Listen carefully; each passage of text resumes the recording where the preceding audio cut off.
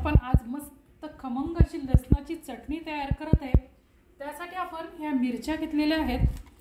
सगळ्यात आधी आपण काय करायचं, मिरच्या अशा मधनं कापायच्या आणि यातल्या बिया काढून टाकायच्या आणि या मिरच्या अशा पाण्यात आपल्याला अर्धा तास भिजत घालायच्या आहे।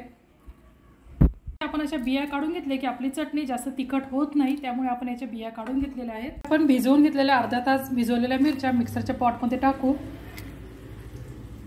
कढई घेतलेली आहे, त्यात आपण लसणाच्या 7 ते 8 एवढ्या पाकळ्या टाकणार आहे।